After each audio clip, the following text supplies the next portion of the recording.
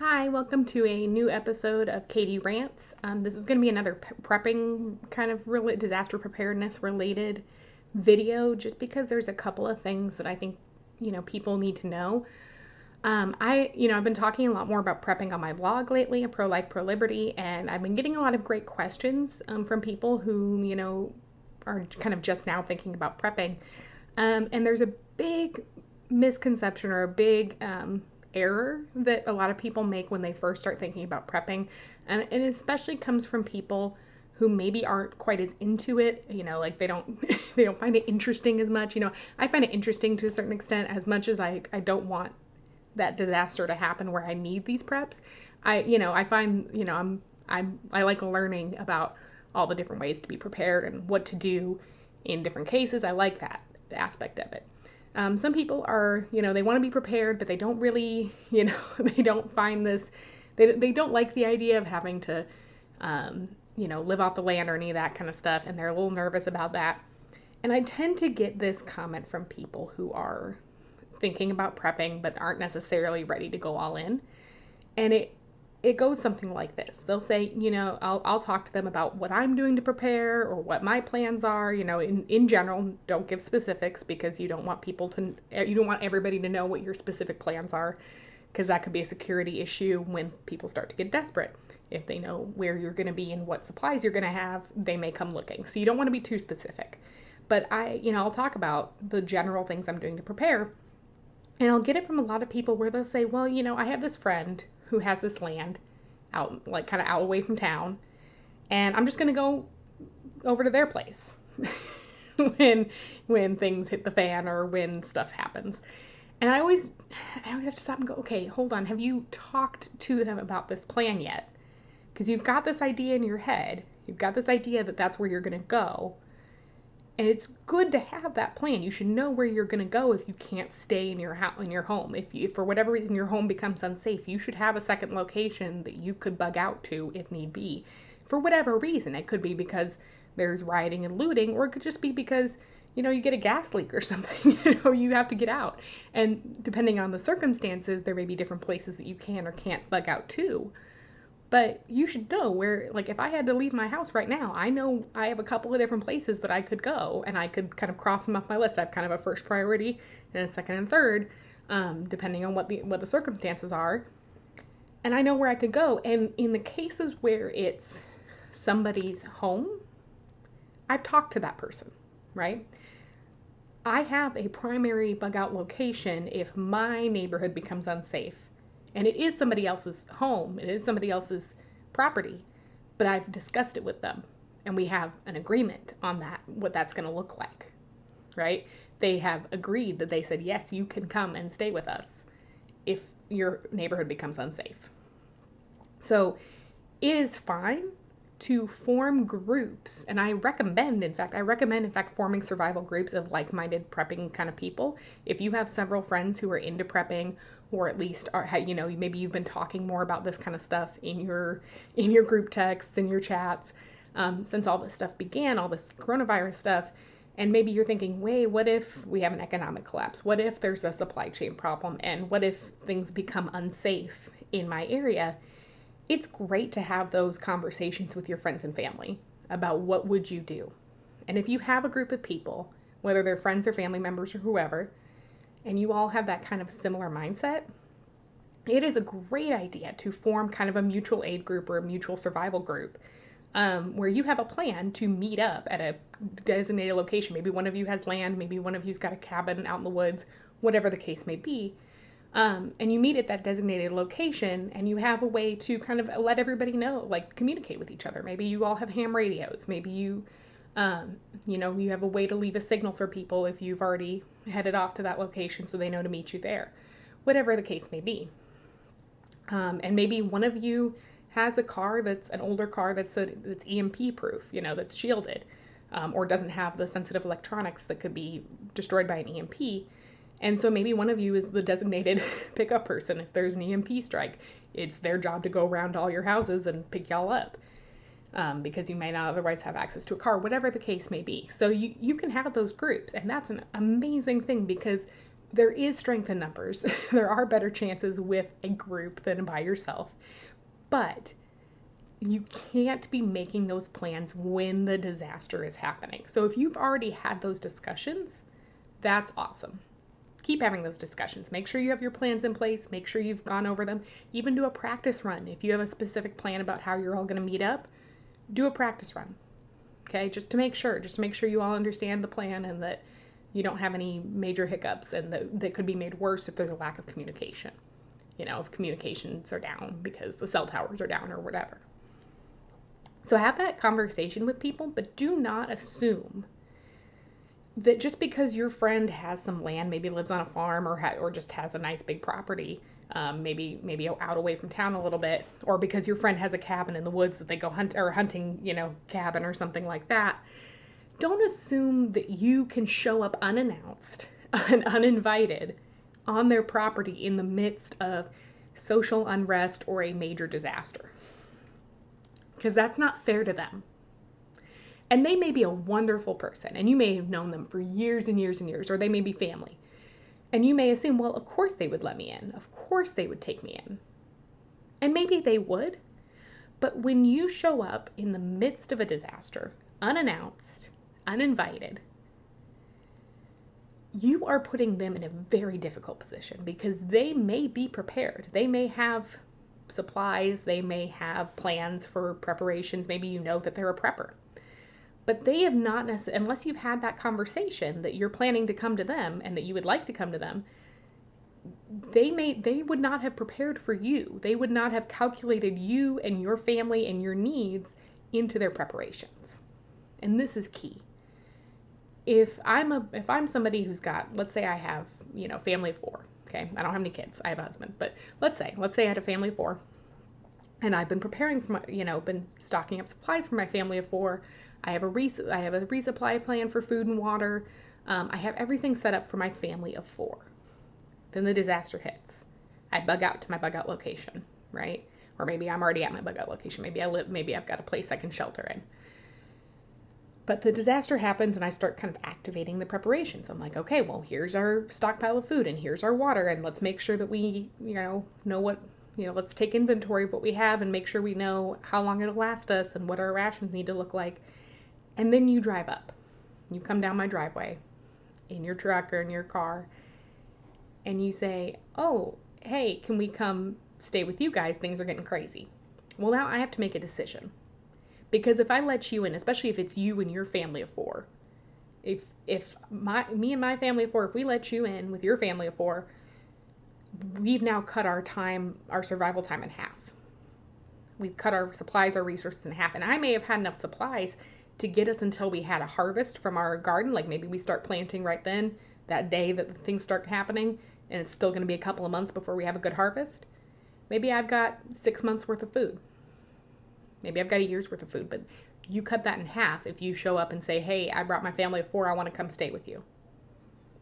And so then I have to make a decision. Do I risk my family's survival to help you when you did not prepare, when you did not discuss this with me? Because if you discussed it, I would have said, hey, sure, but let's, can you chip in so that we can extend our food supply so that we have enough for both of us? That's what I would have said. If I was in that situation where I had the supply plan and you'd asked me before the disaster, I would have said yes, but that means I have to increase my supplies. It means I have to adjust my plan slightly. Would you be willing to chip in and help pay for that? Because that does cost money. And so to show up unannounced, to show up uninvited, and to put somebody's family at risk when they have a plan that has been set up for them and their family and is not set up for you and your family is just plain rude. It puts them at risk, and they have every right to refuse you. No matter how long you've been friends, no matter how close you are, they have the right to refuse you. They have the right to say, no, I don't have the supplies for that. That's putting my family at risk if I take you in. I'm sorry, you're going to have to go somewhere else. And then now you're in an awkward position because now you're desperate because that was your plan. Your whole plan was this person who you had not discussed this with. That they were going to take you in and that they were going to feed you and care for you, and maybe you had some skills that you could, offer to help them out, but you did not discuss this with them. You did not make those plans. And now you're on your own. you and your family of 4, where are you going to go? What are you going to do? Where are you going to take your family? Do you have any supplies? So there's a couple of things that you need to consider. If you do want to go, if you've got somebody, a friend or a family member who you would want to go team up with them, number one, you have to talk to them about it. Okay. And it feel like an awkward conversation because we're in this weird time where people are starting to more think about prepping, but we're not quite there. And so a lot of people still feel like it's premature. But the problem is people are going to feel like it's premature until it's too late. It's literally going to be the looters are coming down your street, and then you're going to be like, oh, well, now it's time to have a plan, but you don't have one. So you cannot wait until the disaster happens. You have to be proactive. You have to be preventative. Okay, a disaster could happen. Our food supply chain could fall apart. Maybe it's not right now, but that means now's the time to prepare. If the food supply chain is healthy right now is the time to prepare, not when it's weak. When the supply chain's falling apart, that is not the time to prepare because we're already starting to get into the disaster. And even right now, people are worried about the meat supply because some of the meat processing plants are struggling to stay open. Trump's done the Defense Authorization, Production, whatever act, which, is great until you just don't have enough workers. You can order people to businesses stay open all you want, but if they don't have enough workers or if their workers refuse to come in, so people are already starting to worry about that. And so I would say, the time to stock up on meat was last week when grocery stores supplies were a little more stable and there was not as much concern about the meat supply. That would have been the time to stock up. Now it might already be too late.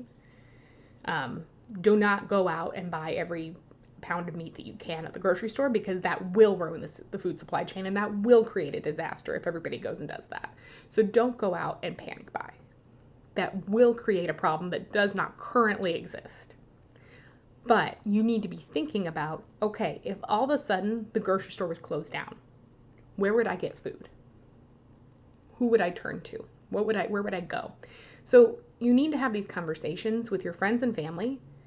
Specifically, have these conversations with your immediate family about what your plan is, what would happen if these things were to happen, because your family members should know, including children who are old enough to understand the concept without being totally freaked out. You don't want to scare them, but children who are old enough to kind of understand, okay, bad things can happen. You can talk about things like hurricanes and stuff like that, where sometimes people have to evacuate for a little while. Put it in those terms. Don't tell them like, oh, society might collapse. We have to live in the wilderness for the rest of our lives. Don't give them that. But give them, we want to be prepared in case something happens and we had to leave home for a little bit and then come back later. Because in that moment of disaster, in that moment, you do not want your family panicking. You want them to know, okay, we prepared for this. We have a plan for this. We're ready.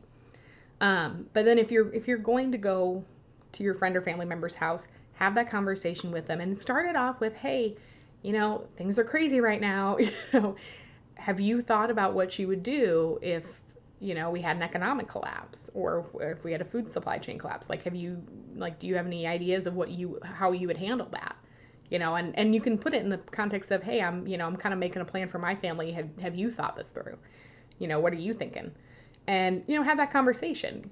Get a sense of where their mindset is, because you could have a friend who's got land. That doesn't mean that they're a prepper. It doesn't mean that they're prepared.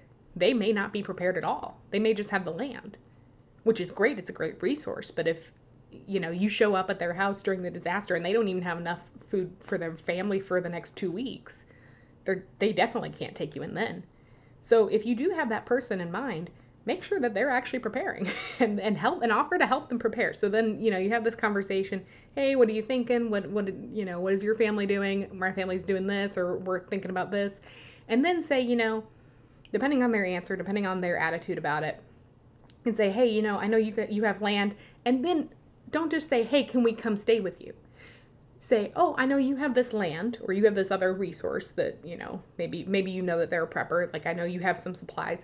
Then offer your skills or supplies. If you have resources, if you have skills, like I'm a doctor, I'm, certified in this, like I'm a certified marksman, maybe I have firearms, like whatever the case may be, offer what skill you have or what supplies or resources you have and say, hey, I would be willing to contribute what I have, whether it's a skill, whether it's just, hey, I can do manual labor, I can work hard, I may not have a specific skill, but I'm, a hard worker, whatever the case may be, offer that resource, offer that skill, and say, hey, I would love, my family and I would love to come join you, and we'll offer this set of skills or this set of resources to help, we can work together.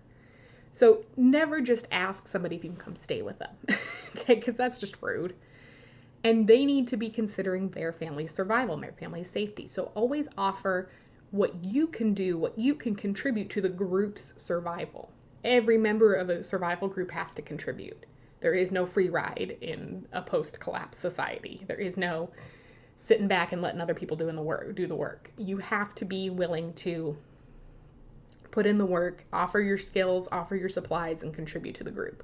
Or you're going to have to go off on your own. Like, there's no third option there. Like, there's nowhere you just go live on their land and eat their food and don't contribute. So you need to tell them how you're going to contribute when you have that conversation.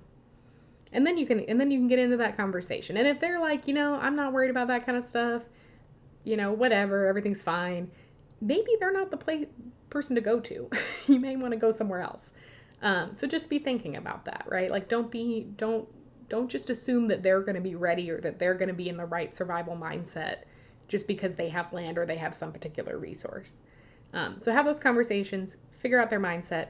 And another thing that relates to all of this, just to kind of wrap this up, the mindset of people who I talk to who say, oh, I'm going to go to so-and-so's house because they have land or they have whatever resource, it's the same mindset that is going to cause a lot of people to be in a desperate, dire situation if our society collapses. It's this mindset of somebody else will take care of it. And that mindset works to a certain extent in our society. Because if my water stops working, like if the plumbing in my apartment stops working, I can call maintenance and they will come take care of it. I don't have to go get out a wrench and take care of it myself, right? I don't have to do that. With my apartment, I don't even have to pay for it. It's included in my rent, right? So I can call my apartment complex and they will come take care of it. If I need food, I go to the grocery store and they've already taken care of it. I don't have to grow my own food. I don't even have to bake my own bread. I can go to the grocery store. Somebody else has done it for me, right? And we have this society where, we all contribute to different degrees. We can argue about to what degree various people contribute. But the idea is that we all contribute something to the society and we all get the things that we need. And none of us have to do everything, and we can specialize. And that's a good thing in a functioning economy, in a functioning society, to have people specialize. It's a good thing that I don't have to go grow all my own food and, do whatever else. It's like I'm a teacher. If I was teaching middle school and then going home and, growing my own food, that would be really stressful, right? It's good that I can do one or the other, that I can teach and then I can go to the grocery store and pick up what I need. And I don't have to actually go out and spend hours and hours in the fields to get my own food and bake my own bread. But that's all dependent. That whole mindset, that whole way that our society works is dependent on a social infrastructure. And infrastructure, I don't just mean electricity and roads. I mean everything. I mean, I include the roads and the electricity and the gas stations every however many miles so that you don't run out of gas, and the running water and all of that. I include those things. But it also is things like law and order, knowing that if somebody comes and does a drive-by, you can call the police. Now, there are certain parts of our country where that's, you don't have that law and order, and there's some stuff that goes along with that. But the general concept that, there are emergency services. You can call an ambulance if somebody gets hurt. You don't have to necessarily know how to stitch up a wound because you can call an ambulance. And there's all these different things that we rely on: the grocery stores, the electricity, the fire and medical and EMS and all of that, the emergency room that you can drive to if somebody gets hurt, or even if you're just not feeling good and you don't know what's wrong, then being able to call a nurse advice line, things like that. Being able to go on the internet to look up directions somewhere, like I need to know how to get to so and so's house, like, going back to our, hey, I'm gonna go over to my friend's house. Do you know how to get there without GPS? If GPS is down, do you know how to get there? So, it's all these things that we don't think about, that we rely on every single day. And how many things do you just your phone? Like, just your phone. How many things do you rely on your phone for every single day? So do you have a watch that isn't electronic? If there was an EMP or something like that and your phone was dead, do you even know what time it is? Do you know what day it is? So it's just important that we understand, you don't have to live without those things. Like, those things are good things, and they help a lot of people survive who might otherwise not be able to survive, right? There's a lot of people who are alive because of medical technology and all of that. Those are good things.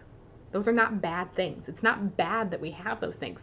The problem is when people assume they're going to last forever and that they're always going to be there when you need them, and they don't have a plan for what happens if those things go away.